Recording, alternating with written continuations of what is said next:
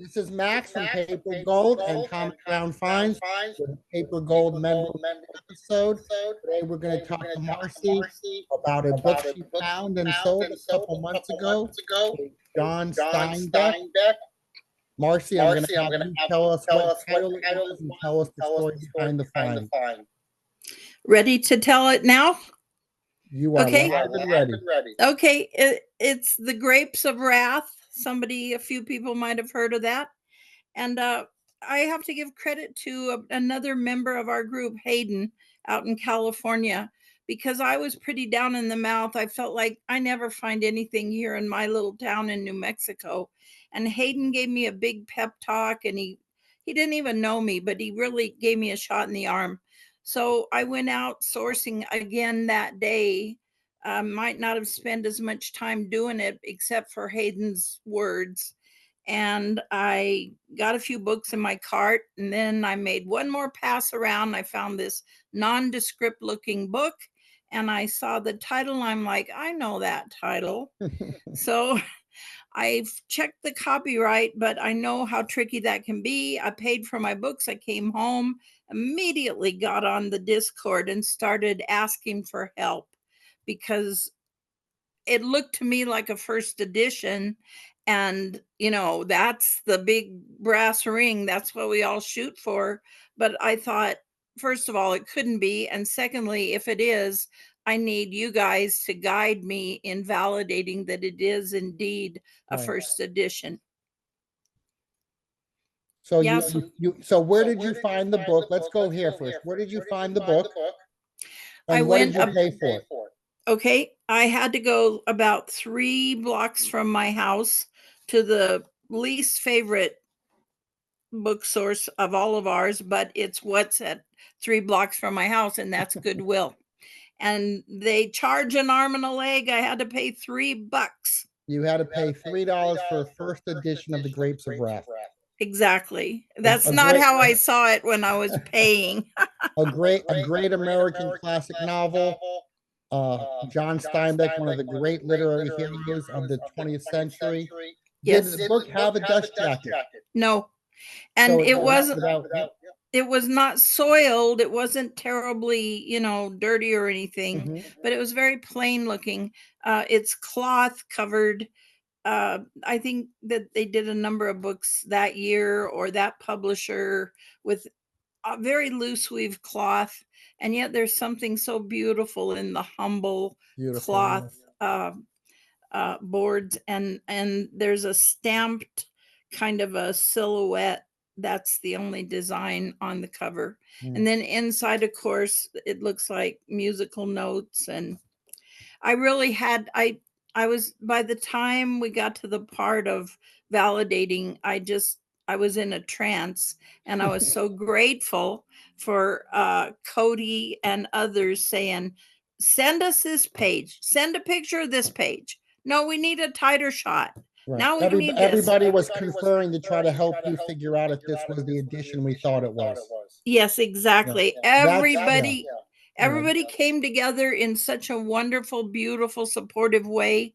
I have said to Thomas, it was more exciting to me, or equally exciting to me, to be supported and part of the group and have all that go that way. That was as exciting as finding out that it was indeed a first edition. Yes, and that is one of the greatest things I find with the Paper Gold group is the support. It's 24 hours a day. I wake up in the morning Eastern Standard Time. There's conversations going on at 4 a.m. in California. Yeah. It's just amazing. So here's where we got to get to. You bought it for $3. Yeah. You listed it. How long did it take to sell? It took about 5 weeks, I think. But an important thing to know about when it sold, and you know what I'm going to say, with advice, I finally came around to listing it for something 400 and something.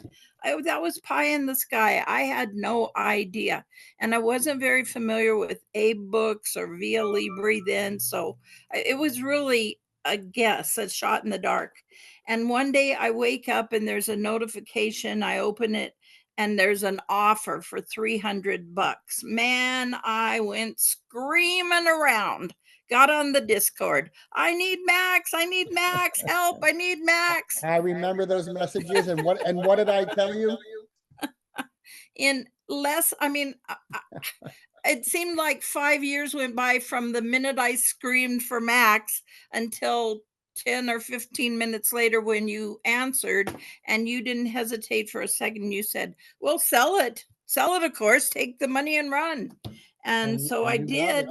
With trepidation, I sold it, and then I built a box, and then I built another box out of cardboard, as Kevin Parr, I think, is the guy who guided us and gave us Kevin's such a always great, a huge help for everybody. A great mentor. And I wrapped it so carefully and sent it off.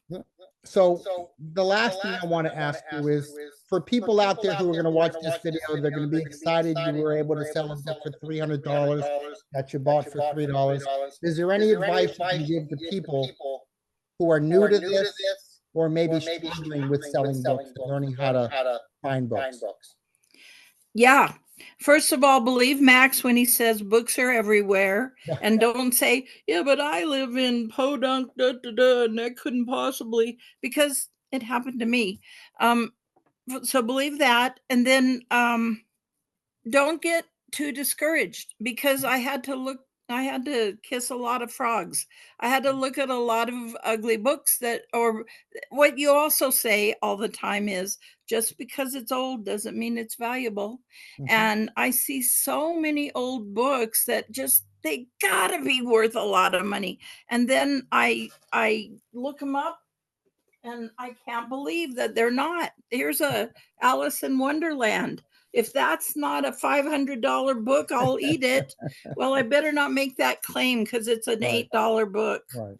It's very old, but somehow it doesn't have the value. But anyway, so don't just be fooled that if something's old or looks antiquarian, it's going to be valuable. Great advice. Always check every source that if you're lucky enough to come across a source, go ahead and explore it. Like, I'm always reading on the Discord of people who found a free haul, or somebody called and said, will you get these out of here? And they did, and they were rewarded by finding among the pile, finding something really valuable.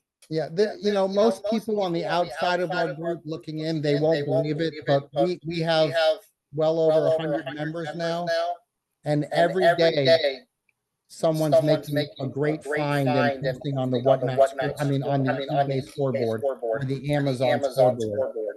So it's just amazing for me to watch it. One thing that I think also could be stressed is that it's a process. You're just sourcing every day that you can. If something happens and you can't go someday, well, but you source, and you just got to keep doing it without thinking every single day I'll find a $300 book. And it does get addictive. I'll say it gets addictive. It is. And if some dumb thing like 4th of July interrupts, you're like, Well, as I always say too, books are money. So go out there and go find the money. Thank you, Marcie. I appreciate you more than you ever know.